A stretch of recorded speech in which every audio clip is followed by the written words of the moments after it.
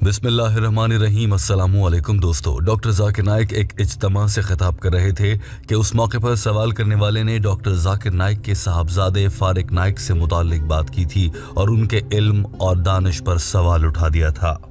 Doctor Zakir Naik और सवाल करने वाले के बीच इंतहाई दिलचस्प और मालूमाती गुफ्तगू हुई थी, यकीनन जिसे आप लोग सुनना चाहेंगे। आपकी दिलचस्पी को देखते हुए टीम हमकदम होने वाली इस गुफ्तगू का उर्दू तर्जुमा आज आपके लिए पेश करने जा रही है।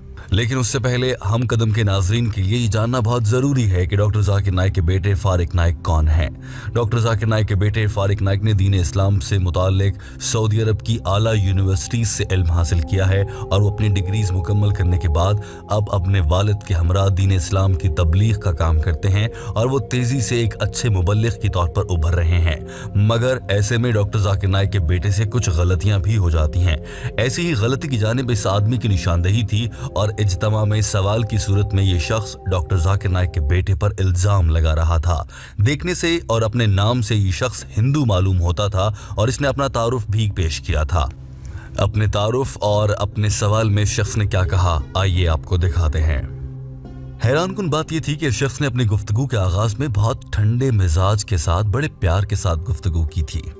पहले शख्स ने हॉल में मौजूद सभी मुसलमानों को सलाम किया, डॉक्टर जाकिर नाइक को सलाम किया और बड़े अदब से दीन इस्लाम से मुताल्लिक तारीफें करने के बाद अपनी बात की थी। Dr. Zakir, and good evening to my brothers of Islam and non-Islam people too. My name is Ramjay Jayaraman. I'm a technologist from USA, having lived there for about 35 years. And now the last 3 years I've been practicing spirituality with the इस शख्स ने कहा था कि इसका नाम राम जय Ramon है और वो अमेरिका में कायम कर रहा है और वो बतौर टेक्नोलॉजिस्ट वहाँ पर काम करता है। साथ ही इसने ये भी कहा था कि आजकल वो रूहानी आमाल पर है, यानी कि स्पिरिचुअलिटी पर काम कर रहा है। इस शख्स ने कहा था कि मैं रूहानियत की तालीम हासिल कर रहा हूँ ताकि मैं अपने आप को आज़ादी दिला सकूँ जब तक कि मैं जिंदा हूँ। Now the last 3 years I've been practicing spirituality with the motive of getting liberated while I'm alive.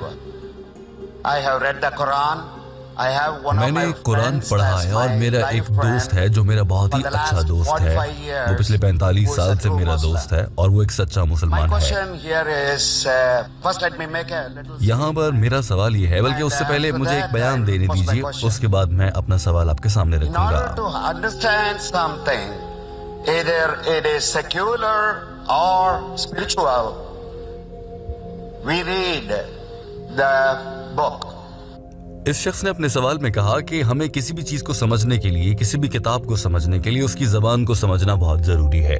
जैसा कि आज से कुछ अरसे पहले मैं आपके बेटे फारिक नाइक के एक इज्तिमा में था और वहाँ पर फारिक नाइक ने गुफ्तगू करते हुए ये कहा था कि हर मुसलमान के लिए अरबी ज़बान सीखना लाजमी है। अब दुनिया भर के बहुत से मुसलमानों को, बल्कि लगभग सारे मुसलमानों को अरबी ज़बान नहीं आती, तो फिर उन्हें कुरान पाक में क्या समझ आता होगा। और अगर उन्हें अरबी नहीं आती और फारिक नाइक से समझते हैं कि सबको अरबी आना बहुत ज़रूरी है, तो या तो दुनिया के मुसलमान गलत हो गए या फिर आपका बेटा फारिक नाइक गलत है। Of speech from your son that understanding Quran, reading it while understanding, and a language, Saudi Arabic language was stressed because इस शख्स ने अपने सवाल के आखिर में ये भी कहा था कि मुझे लगता है कि कुरान पाक को ज़बान की क़ैद से आज़ाद कर देना चाहिए, जिसको जिस ज़बान में पढ़ना है उसी में पढ़ने दिया जाए। यकीनन ये बात बहुत दिलचस्प है कि एक आदमी जो मुसलमान भी नहीं है आकर डॉक्टर जाकिर नाइक को मशवरे दे रहा है। मगर डॉक्टर जाकिर नाइक ये सवाल सुनने के बाद माइक्रोफोन के सामने आए, बहुत तहम्मुल से मुस्कुराते हुए कहा कि हमारे भाई ने अच्छा सवाल किया है।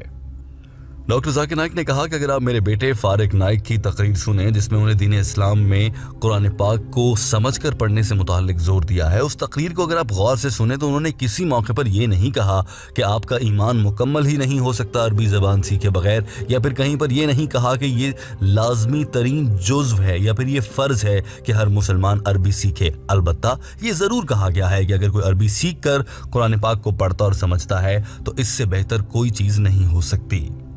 یہ بہت دلچسپ تھا کہ ڈاکٹر ذاکر نائک اپنے بیٹے کا اسٹیج پر کھڑے ہو کر دفاع کر رہے تھے اور ان کے چہرے پر ایک اطمینان نظر آ رہا تھا۔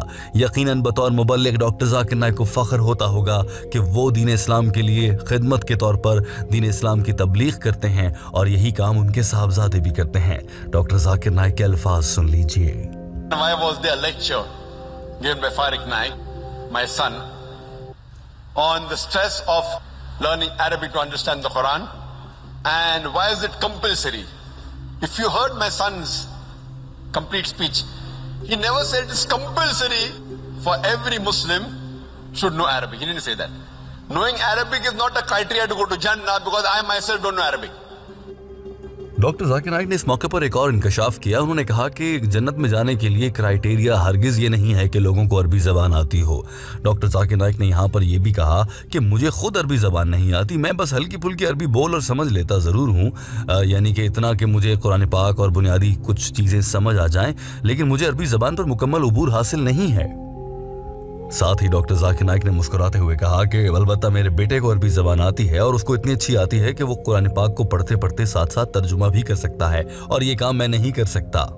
Arabic is not a criteria to go to Jannah because I myself don't know Arabic. I myself don't know Arabic as a language. Sure, a little bit here and there, I understand. I don't know Arabic as a language, but my son knows, mashallah. He knows better than me. He can translate the Quran directly, I can't.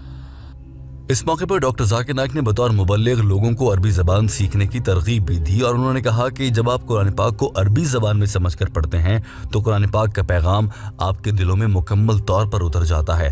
جب بھی کسی بھی کتاب کا ترجمہ کیا جاتا ہے تو وہ عام طور پر ترجمہ حقیقی کانٹینٹ کے ساتھ مطابقت نہیں رکھتا ہے، یعنی کہ 95% تک ٹھیک ہوگا، 98% تک ٹھیک ہوگا، لیکن ترجمہ ہو بہو ویسا نہیں ہو سکتا جو حقیقی زبان میں لکھا گیا ہے۔ لہٰذا وہ مسلمان جن کے پاس اللہ تعالیٰ نے استطاعت دے رکھی ہے اور وہ عربی زبان سیکھ سکتے ہیں، انہیں چاہیے کہ وہ عربی زبان سیکھیں تاکہ اللہ تعالیٰ کا کلام ان کے دلوں میں مکمل طور پر اتر جائے۔ The Quran. But the best way to understand the Quran is to know Arabic as a language. Whenever you translate any book, when you translate any normal book, the translation can never be 100% perfect. It can be 80%, 90%, 99%.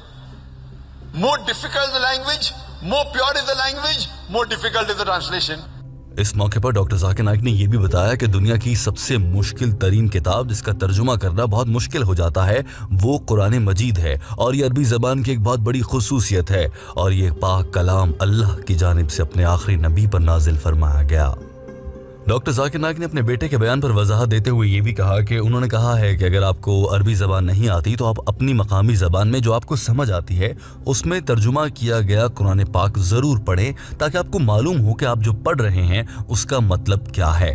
لہٰذا میرے بیٹے نے جو بنیادی پیغام دینا چاہا ہے وہ یہ تھا کہ قرآن پاک کو سمجھ کر پڑھا جائے، یہ نہیں کہ عربی زبان میں بس پڑھتے جائیں اور معلوم نہ ہو کہ کیا مطلب لکھا ہے۔ ڈاکٹر ذاکر نائک نے کہا کہ مسلمانوں میں سے 80% مسلمان ایسے ہیں جن کا تعلق عرب ممالک سے نہیں ہے اور انہیں عربی زبان بھی نہیں آتی ہے۔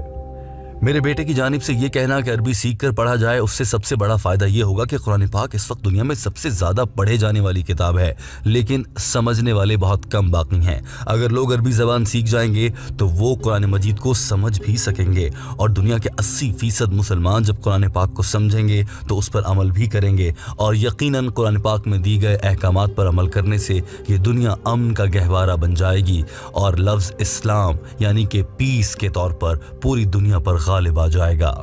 In the Muslim community, unfortunately, as my son said, more than 80% of the Muslims are non-Arab, and they don't know Arabic as a language. Now there's a hadith of the Prophet which says, if you recite the Quran, you get sawab. So based on that, most of the Muslims, when they recite the Quran, they recite in Arabic but they don't understand. Most widely read book in the world, but it is also the book which is maximum read without understanding. Doctor Zakir Naik अपनी बात मुकम्मल कर चुके थे ये कहते हुए कि नबी करीम सल्लल्लाहु अलैहि वसल्लम की एक हदीस मुबारक के मुताबिक कुरान पाक को पढ़ना भी सवाब का काम है, भले किसी को समझ ना भी आ रही हो, लेकिन अगर समझ कर पढ़ लिया जाए तो क्या ही खूबसूरत बात है। दोस्तों, टीम हमकदम इस वीडियो के आखिर में आपको ये पैगाम देना चाहती है कि अगर आपको अरबी ज़बान नहीं आती है तो इसका मतलब ये हरगिज़ नहीं है कि आप कुरान पाक को पढ़ना छोड़ दें। कुरान पाक की तिलावत करना भी अल्लाह के नज़दीक बहुत ही काबिल कदर और इंतहाई अहम काम है, लिहाजा मुसलमानों को चाहिए कि वो कुरान पाक की तिलावत करते रहें और अगर समझ कर पढ़ लें तो इससे ज़्यादा अच्छा मकाम कोई नहीं हो सकता। दोस्तों, यकीनन इस वीडियो को यहाँ तक देखने के बाद आपके जहन में कुरान पाक की हुर्मत और कुरान पाक की बड़ाई से मुताल्लिक कुछ ना कोई बात आ रही होगी।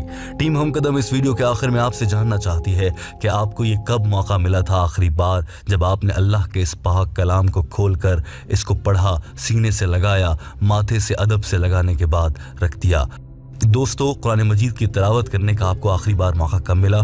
कमेंट करके हमें अपनी राय से ज़रूर आगाह कीजिएगा। आपके कमेंट को पढ़कर हो सकता है कि हमारा कोई भाई या बहन आने वाले दिनों में कुरान पाक की तिलावत करता नजर आए। यकीनन इससे बढ़कर बेहतर इबादत कोई नहीं हो सकती कि आप दूसरे लोगों को भी दीन इस्लाम की जानिब राग़िब करें।